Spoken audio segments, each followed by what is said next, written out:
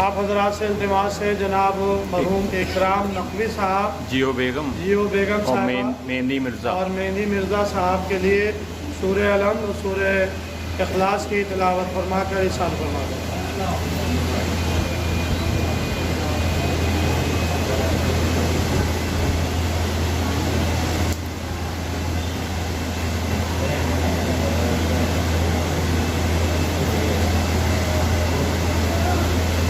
اعوذ باللہ السمیع العلیم من الشیطان اللعین الرجیم، بسم اللہ الرحمن الرحیم، الحمد للہ رب العالمین، والصلاة والسلام علی اشرف الانبیاء والمرسلین وخاتم النبیین ابی القاسم محمد اللہم صلی علی محمد وعلى اہل بیت طیبین الطاہرین المعصومین ولعنۃ اللہ علی اعدائہم اجمعین، اما بعد فقد قال رسول اللہ صلی اللہ علیہ وآلہ وسلم من مات ولم یعرف امام زمانہ فقد مات میتۃ جاہلیہ۔ اللہم صلی علی محمد وعلی محمد۔ یہ حدیث پیغمبر جس کی تلاوت کا شرف حاصل کیا ہے، ارشاد رسول ہے کہ من ماتا ولم یعرف، جو بھی مر جائے بغیر معرفت کے امام زمانے ہی، اپنے زمانے کے امام کی، فقط ماتا، پس وہ شخص مرتا ہے میتۃ جاہلیہ، جاہلیت کی موت۔ یہ شیعہ سنی دونوں کتابوں میں آپ کو حدیث پیغمبر مل جائے گی۔ عنوان کیا ہے؟ معرفت امام۔ اور معرفت امام بھی کس کی؟ اپنے زمانے کی۔ اتنی سختی، اتنی اہمیت یہ اپنے زمانے کے امام کی معرفت کی کیوں ہے؟ کسی اور چیز کے لیے اتنی سختی سے کلام رسول مسلمانوں کو مخاطب نہیں کر رہا ہے، جبکہ کلام رسول بربنائے وحی ہوا کرتا ہے، اپنی خواہش نفسانی سے نہیں ہوتا، جس کی سند، جس کی دلیل قرآن ہے۔ ارشاد ہو رہا ہے کہ وما ينطق عن الهوى ان هو الا وحی یوحی، ہمارا حبیب اپنی خواہش نفسانی سے کلام ہی نہیں کرتا ہے جب تک کہ اس پر وحی نازل نہ ہو۔ تو جو وحی الہی کا منتظر ہو اور وحی الہی کے مطابق کلام کرے، وہ کسی اور چیز کے لیے اتنی سختی سے تاکید نہیں کر رہا ہے جتنی تاکید امامت کے لیے ہو رہی ہے۔ عزیزوں، توحید بھی ہے، رسالت بھی ہے، قیامت بھی ہے، جو مسلمانوں کے عقائد میں شامل ہے۔ یعنی اگر آپ عالم اسلام کا مطالعہ کریں، عالم اسلام کو دیکھیں، تو عالم اسلام کے عقائد میں توحید، نبوت اور قیامت، یہ تین چیزیں عام مسلمانوں کے عقیدے میں آپ کو نظر آئیں گی۔ اللہ کو مانیں گے، رسول کو مانیں گے اور قیامت کا اقرار کریں گے۔ اللہ کے ساتھ عدالت غائب اور نبوت کے بعد امامت غائب۔ یہ دو چیزیں عام مسلمانوں کے عقائد سے باہر ہیں، لیکن جو شیعہ اثنا عشری فرقہ ہے، یہ شیعہ اثنا عشری پہچانا ہی جاتا ہے کہ 12 اماموں کا ماننے والا۔ اس فرقے کی شناخت امامت کے ذریعے سے ہے، تو ہم نے امامت کو باقی رکھا ہے اور دوسروں نے امامت کو چھوڑ دیا ہے۔ تو اب جو ایسا اہم مسئلہ نگاہ رسالت میں ہو جس کو مانے بغیر انسان کی موت اسلام کی موت نہ قرار پائے، جاہلیت کی موت قرار پائے، تو میں تو یہ سمجھتا ہوں کہ ہر مسلمان کو اس عقیدے کو اپنانا چاہیے تھا، دعا کرنا چاہیے تھی کہ ہماری زندگی بھی امامت پہ ہو، ہماری موت بھی امامت کے عقیدے پر آئے۔ لیکن مسلمانوں نے اس عقیدے کو چھوڑ دیا اور نبوت، توحید، نبوت اور قیامت کو اپنے عقیدے میں شامل کر لیا۔ بس عزیزوں، اب یہاں پہ ایک سوال پیدا ہوتا ہے کہ پیغمبر نے توحید کے لیے اتنا تاکیدی حکم مسلمانوں کو کیوں نہیں دیا؟ نبوت کے لیے اتنا تاکیدی حکم کیوں نہیں دیا؟ قیامت کے لیے اتنا تاکیدی حکم کیوں نہیں حدیث میں آیا؟ یہ امامت ہی کے لیے کیوں اتنا تاکیدی حکم آ رہا ہے کہ اگر اپنے زمانے کے امام کو نہ پہچانا، اس کی معرفت حاصل نہیں کی، تو تمہاری موت اسلام کی موت نہیں ہوگی، جاہلیت کی موت ہوگی۔ اب یہاں پہ ایک جملہ میں کہہ دوں تاکہ ہمارے نوجوان مسئلے کو سمجھ جائیں۔ حدیث میں لفظ کیا ہے؟ جاہلیت۔ ایک ہوتا ہے جہالت، ایک ہوتا ہے جاہلیت۔ جہالت کوئی مسئلہ نہ جاننا، یہ علامت ہے جہالت کی، ان پڑھ ہونے کی، کہ ہم یہ نہیں جانتے کیا مسئلہ تھا۔ اور ایک ہے جاہلیت۔ حدیث میں جہالت کا لفظ نہیں آیا ہے، جاہلیت کا لفظ آیا ہے۔ یہ جاہلیت کیا ہے؟ جہالیت اسے کہتے ہیں جو جناب عیسیٰ کے زمانے سے لے کر، ان کے بعد سے لے کر اور پیغمبر کی ولادت اور مبعوث ہونے تک کا زمانہ ہے، یہ جاہلیت کا زمانہ ہے۔ کوئی ہدایت کرنے والا نہیں، کوئی سمجھانے والا نہیں۔ تو عرب میں یہ دور ایسے ہی گزر رہا تھا، تو اس دور کو جاہلیت کا دور کہا گیا۔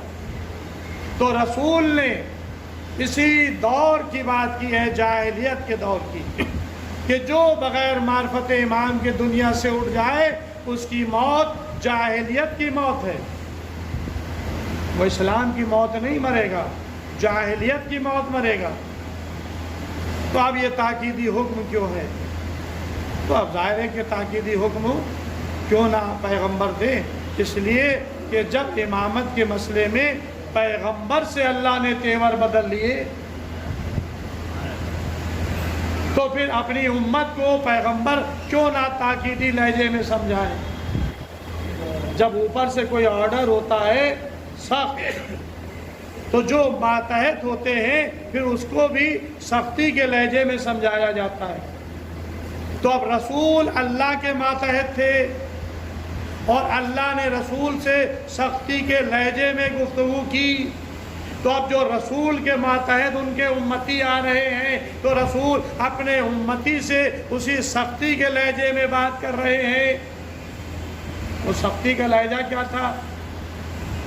کل دن آ رہا ہے، ابھی آپ عید غدیر منائیں گے، اس عید غدیر میں ایک آیت ہے جسے آیت بلغ کہا جاتا ہے۔ ایک نعرے صلوات اللہم صلی اللہ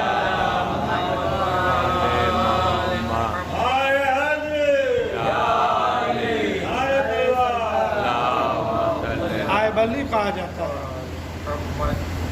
سورہ المائدہ کی 67ویں آیت 67 آیت نمبر ہے۔ موجودہ قرآن کی ترتیب کے لحاظ سے اس میں ارشاد ہو رہا ہے کہ یا ایھا الرسول بلغ ما انزل الیک من ربک۔ اس کے لیے شیخ صدوق علیہ الرحمہ نے کتاب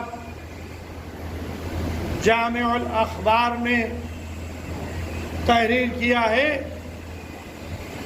یہ آیت 3 ٹکڑوں پر نازل ہوئی، مشتمل ہے۔ جبرائیل امین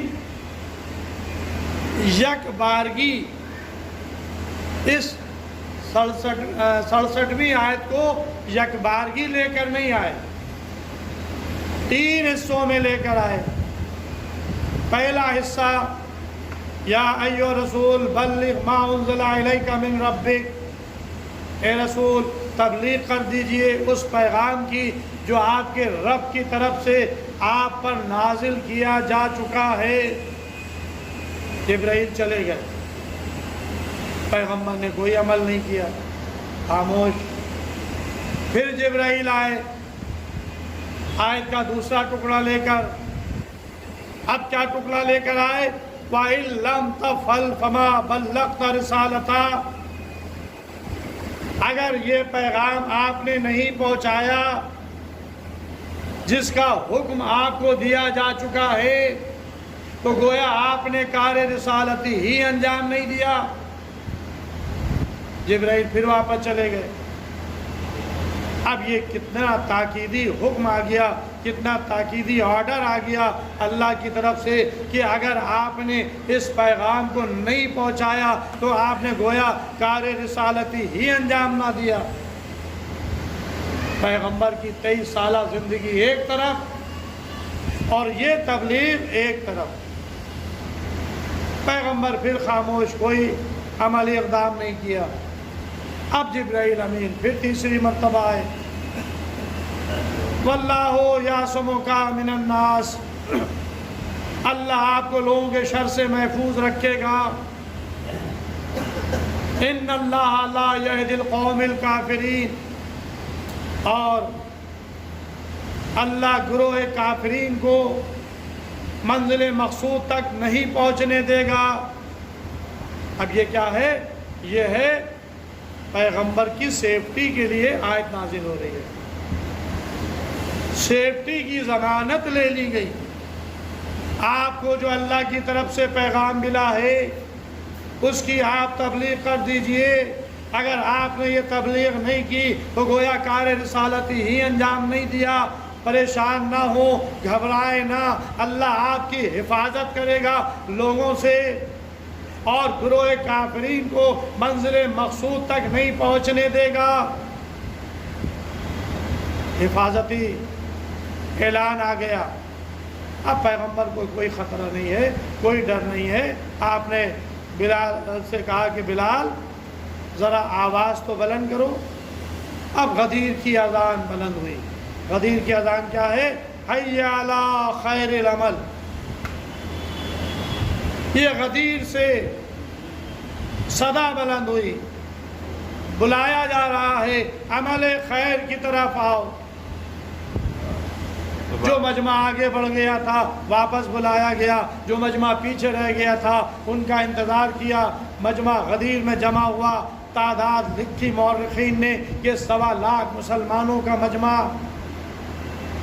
اور رسول کو انہیں پیغام دینا ہے، میسج دینا ہے، اور یہ اپنی زندگی کا آخری میسج۔ پیغمبر نے مجمع کو روک دیا، پالان شتر کا ممبر بنا، ممبر پر تشریف لے گئے، فصیح و بلیغ خطبہ ارشاد فرمایا، اپنے دونوں ہاتھوں پر مولائے کائنات کو بلند کیا اور فرمایا کہ من کنتو مولا ہو فہذا علی مولا، جس کا میں مولا ہوں اس کے یہ علی مولا ہے۔ چلو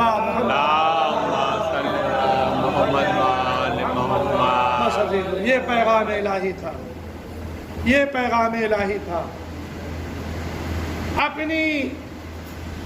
اپنے بعد اپنی جانشینی کا اعلان، میں دنیا سے جانے والا ہوں، جس کا میں مولا ہوں اس کے یہ علی مولا ہے۔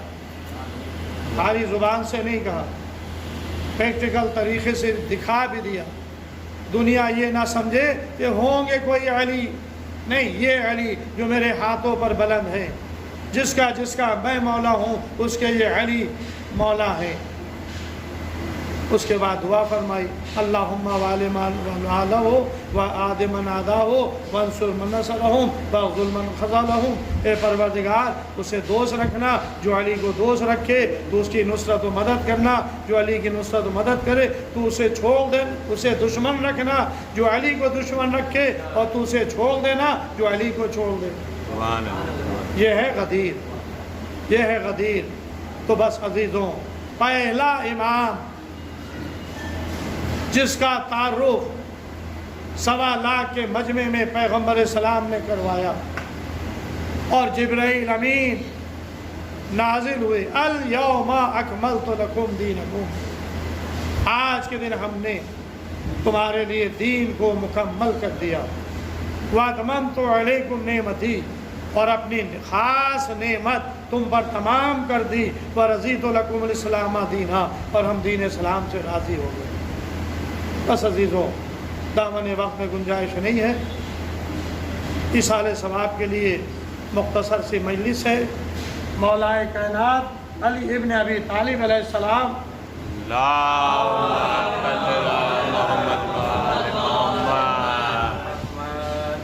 کی ولایت کا پیغام اس مجلس کے ذریعے سے میں نے آپ کے سامنے پہنچا دیا، اور یہ عمل وصیت رسول کے مطابق ہے۔ جب آپ نے غدیر میں 1.25 لاکھ کے مجمع میں یہ پیغام پہنچایا، جو حیات رسول کا سب سے بڑا مجمع تھا، اتنا بڑا مجمع، اتنی کثرت کے ساتھ لوگ پیغمبر کے کسی خطبے میں، کسی پیغام میں شریک نہیں ہوئے تھے جتنے غدیر میں ہوئے۔ تو آپ نے ایک وصیت کی کہ جو حاضر ہیں یہ ان لوگوں کو بتا دیں جو یہاں موجود نہیں ہیں۔ ایک مسئلہ ہو گیا، ظاہر ہے کہ جو لوگ رات 7 میں تھے انہوں نے سنا، اور جو لوگ اپنے اپنے گھروں میں تھے، اب یہ 1.25 لاکھ مجمع جب اپنے گھروں میں، اپنے شہروں میں، اپنے ملکوں میں جائے گا تو وہاں یہ پیغام رسالت کو پہنچا دے گا۔ لیکن رسول نے صرف اتنا نہیں کہا، پھر فرماتے ہیں یہ بات، یہ پیغام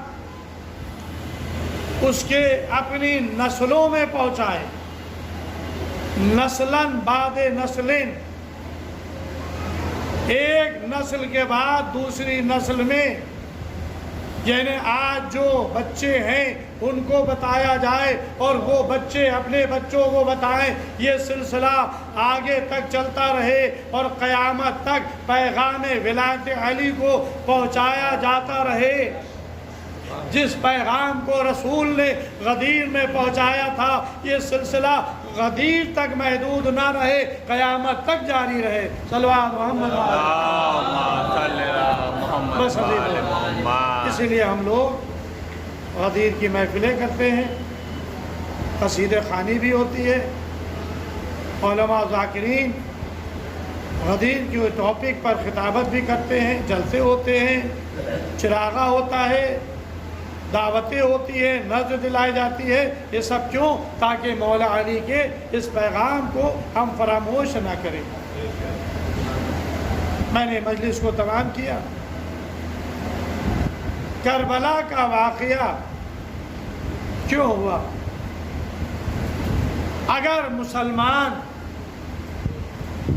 غدیر پر جمع ہو جاتے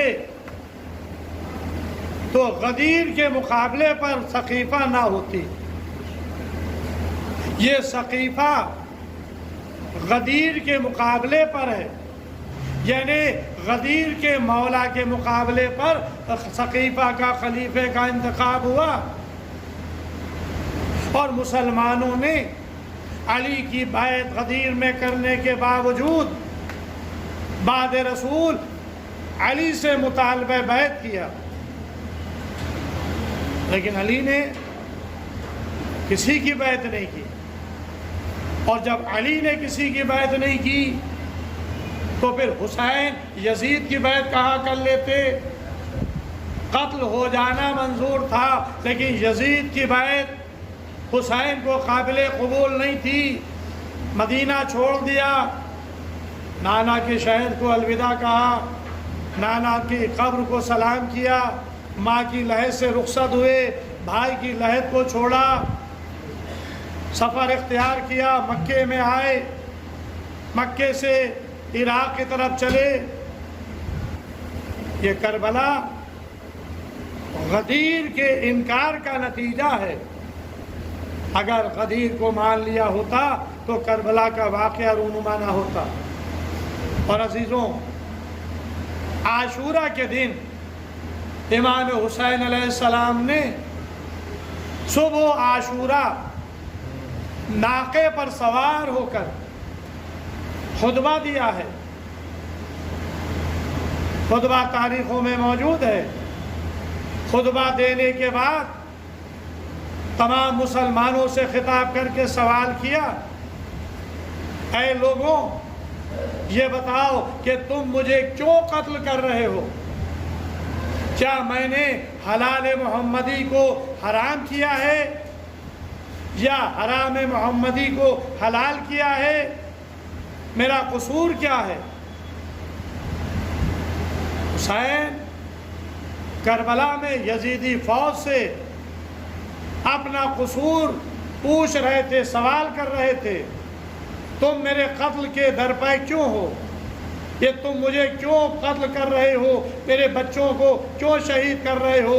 میرے جوانوں کو کیوں قتل کرنے پر آمادہ ہو؟ میرا قصور بتاؤ، کیا قصور ہے میرا؟ تو تاریخی جملے یزیدی لشکر کے کیا تھے؟ لے بغض ابی، آپ کے باپ کی عداوت میں قتل کر رہے ہیں۔ یعنی کربلا کی جنگ علی کی عداوت میں ہو رہی تھی، حسین کو علی کی عداوت میں قتل کیا جا رہا تھا۔ میں کہوں گا، اے یزیدیوں، حسین سے عداوت تھی، لیکن قاسم سے کیا عداوت تھی؟ اون و محمد سے کیا عداوت تھی؟ عبداللہ ابن حسن سے کیا عداوت تھی؟ مسلم بن اوسجا سے کیا عداوت تھی؟ حبیب ابن مظاہر سے کیا عداوت تھی؟ تو ایک حسین سے عداوت تھی تو حسین کو قتل کر دیتے، لیکن حسین کے جانثاروں کو، حسین کے عزیزوں کو، حسین کے بیٹوں کو، بس عزیزوں، مجلس تمام ہو رہی ہے۔ میں پوچھنا چاہتا ہوں کہ ٹھیک ہے، یہ بڑے تھے، حسین کے ساتھ لڑنے کے لیے آئے تھے، قتل کر رہے تھے، قتل ہو رہے تھے، ان سے عداوت تھی، ان کو تم قتل کر رہے تھے، لیکن ذرا سچ بتاؤ، وہ بے شیر جو حسین کے ہاتھوں پر کربلا کے میدان میں آیا تھا، اس سے تمہیں کیا عداوت تھی؟ حسین 6 مہینے کے اپنے بیٹے کو لے کر آئے تھے۔ جب حسین نے حل من ناصر ینصرنا کی صدا بلند کی ہے کہ ہے کوئی جو میری نصرت کرے، ہے جو کوئی میری مدد کرے، کربلا میں حسین نے آواز استغاثہ ایک دفعہ بلند نہیں کی ہے، کئی مرتبہ بلند کی۔ اور جب حسین آواز استغاثہ بلند کرتے تھے تو کوئی نہ کوئی لبیک کہتا تھا۔ کبھی ملائکہ کی صفیں آگے بڑھی، کبھی جنوں کی صفیں آگے بڑھی، کبھی بنی اسد کی خواتین مدد کے لیے تیار ہوئیں، کبھی خیمے سے سید سجاد ترے خیمہ تک آ گئے، اور کبھی قدرت کی طرف سے آواز آئی، لبیک لبیک یا عبدی، اے میرے بندے، میں تیری مدد کے لیے تیار ہوں۔ لیکن عزیزوں، حسین نے کسی کو اپنی مدد کے لیے نہیں بلایا۔ जिन्नात को वापस कर दिया, मलाइका को वापस कर दिया, बनी असद की ख़वातीन को वापस कर दिया, अली इब्नुल हुसैन चौथे इमाम को वापस करा दिया। हाँ, एक और आवाज़ आई और वो आवाज़ नहीं थी बल्कि वो अमली इक़दाम था। जब हुसैन ने हल मिन नासिरिन यंसुरुना कहा, एक 6 महीने के बच्चे ने अपने को गहवारे से गिरा दिया। बीबियों में कोहराम बपा हुआ, आवाज़ गिरिया बुलंद हुई, खेमे से आवाज़ मख्तल तक के गई, हुसैन के कानों से टकराई, हुसैन तेरे खेमा पर आए। बहन ज़ैनब, अरे अभी मैं जिंदा हूँ। ये रोने की वजह, ए भैया आपकी आवाज़ इस्तिग़ासा को सुनकर अली असगर ने अपने को गहवारे से गिरा दिया। अजीज़ों, अली असगर ने अपने को गहवारे से गिरा के बताया, ए बाबा आप मुझे मदीने से चले थे, ये कह कर चले थे, अरे करबला में मेरी नुसरत कौन करेगा। ए बाबा, मेरा भैया अली अकबर आपसे इजाज़त लेकर मैदान में गया, मेरा भाई कासिम आपसे इजाज़त लेकर गया, और मोहम्मद आपसे इजाज़त लेकर गए। ए बाबा, मैं कैसे आपसे इजाज़त लेकर आ जाऊं? अरे मैं तो गहवारे में हूँ, मैं तो अपने कदमों से चलकर आपकी खिदमत में नहीं आ सकता। लेकिन जज्बा वही है जो अली अकबर का जज्बा था, जज्बा वही है जो कासिम का जज्बा था, जज्बा वही है जो आनो मोहम्मद का जज्बा था। गहवारे से गिरा के बताया, ए बाबा हम भी आपकी नुसरत के लिए तैयार हैं। हुसैन ने कहा, लाओ मेरे लाल को मुझे ला कर दो। जनाब रवा अपने चश्माए को लेकर चली। तारीख लिखती है, जनाब रवा अभी हुसैन को अली असगर को दिया नहीं था, एक गोशे में लेकर आई, अली असगर का कुर्ता बदला,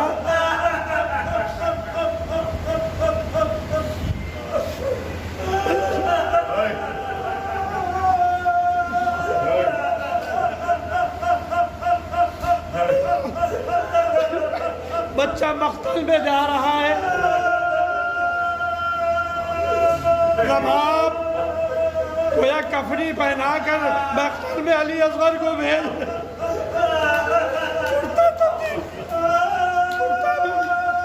कुर्ता बदला, बालों में कंघी की। मैं कहूँगा, अरे हाजरा जरा करबला में आकर देखो, तुम्हारा बेटा इस्माइल भी जनाब इब्राहिम के साथ गया था, लेकिन यहाँ रबाब अपने लाल को 6 महीने के बच्चे को भेज रही। कुर्ता बदला, बालों में कंघी की। जाते जाते कान में अली असगर के कुछ कहा,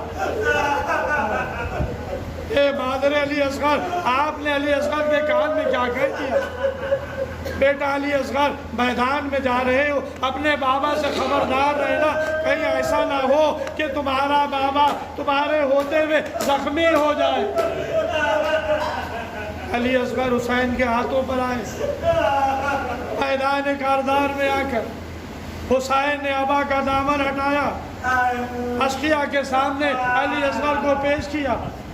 दुश्मन ये समझ रहा था कि शायद हुसैन कुरान ला रहे हैं, हुसैन सुलह करने आ रहे हैं, लेकिन अब जो अबा का दामन हटा तो क्या देखा, एक खूबसूरत से बच्चा है जो हुसैन के हाथों पर है। एक कौम अशकिया, ये 6 महीने का बच्चा, इसकी माँ का दूध खुश्क हो गया, आओ अपने हाथों से इसे थोड़ा सा पानी पिला दो। जब कोई जवाब ना मिला तो इमाम ने अली असगर को जलती हुई रेत पर लिटाया, आओ अपने हाथ से थोड़ा सा पानी इसके हलक में टपका दो। जब भी कोई आगे ना बढ़ा तो फिर हुसैन ने गोद में अली असगर को लिया, कहा कि बेटा अली असगर, तुम हुज्जत खुदा के पिसर हो, अपनी हुज्जत इन पर तमाम कर दो। علی اصغر نے اپنی سوکھی ہوئی زبان اپنے پپڑائے ہوئے ہونٹوں پر پھیرنا شروع کی. دشمن منہ پھیر پھیر کے رونے لگا. فوج کی بدلتی ہوئی حالت دیکھی. عمر سعد نے حکم دیا آئینہ آئینہ ہرملہ اختا کلام الحسین. اے ہرملہ کہا ہو حسین کے کلام کو قطع کر دو. 3 بال کا تیر چلے کمان میں جوڑا, ننھی سی گردن کا نشانہ لیا. ارے تیر چلا, بچہ باپ کے ہاتھوں پر ذبح ہو گیا. حسین نے خون چلوں میں لیا. زمین نے انکار کیا, آسمان نے انکار کیا, خون کو چہرے پر ملا. ابا کا دامن کر کے حسین خیمے کی طرف چلے. 7 مرتبہ آگے 7 مرتبہ پیچھے. انا للہ و انا الیہ راجعون. مادر علی اصغر کو آواز دی, اے ربا اپنے مال کو آ کر لے جاؤ. علی اصغر کی ماں خیمے کے در پر آئی. اے ربا میں کون ہوں, آپ امام وقت. کہا کہ صبر کرنا. ابا کا دامن ہٹا. اب جو ہٹا تو کیا دیکھا, بچہ آیا ہے, خون سے کرتا رنگین ہے. ایک جملہ تھا, اے بیٹا علی اصغر. ارے کیا تمہارے 3 سال کے بچے اس طرح سے نہر کے.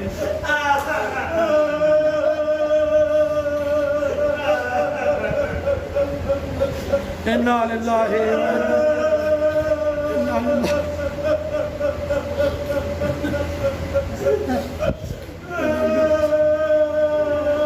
ایک مرتبہ سورہ الحمد 3 مرتبہ سورہ توحید کی تلاوت فرما کر اکرام حسین اور مرحومین جو نامتائیں سب کی روح کو آپ حضرات مثال فرما.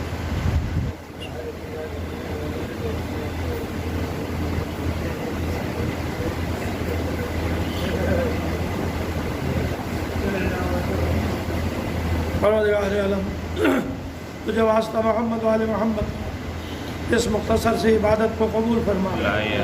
قرآن پر جہاں جہاں بھی شیعان حیدر کرار خاتمدار مظلوم کربلا ہے, ان کی جان مال عزت آبرو ناموس کی حفاظت فرما. جو لوگ بیمار ہیں ان کو شفا کامل عطا فرما. جو لوگ قرضدار ہیں ان کو بار قرض عطا فرما. جو لوگ بے روزگار ہیں ان کو روزگار عطا فرما. جو لوگ مسافر و ساتھ خیریت کے اپنے اپنے وطن میں, جو مومنین قائم ان کو رہائی ہو. مقامات مقدسہ کی حفاظت فرما. ہمارے زمانے کے امام کے ظہور میں تعجیل فرما. ہم لوگ شمار امام کے ناصر. السلام علیکم یا ابا عبداللہ. السلام علیکم یا رسول اللہ. السلام علیکم یا امیر المومنین. السلام علیکم یا ابن فاطمہ الزہراء سیدۃ نساء العالمین. السلام علیکم یا ابا الفضل العباس ابن امیر المومنین. السلام علیکم جمیع شہداء کربلا ورحمۃ اللہ وبرکاتہ. السلام علیکم یا غریب الغرباء. السلام علیکم یا معین الضعفاء والفقراء. السلام علیکم یا شمس الشموس.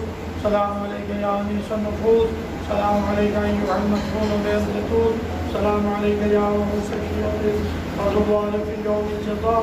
السلام علیکم یا سلطان العرب والعجم. السلام علیکم یا ابا الحسن یا علی بن موسیٰ رضا ورحمۃ اللہ وبرکاتہ. السلام علیکم یا صاحب العصر والزمان. الامان الامان الامان. السلام علیکم یا خلیفۃ الرحمن. السلام علیکم یا شریف القرآن. السلام علیکم یا مظہر الایمان. السلام علیکم یا امام سوى الجان. اجل اللہ تعالی فرجک.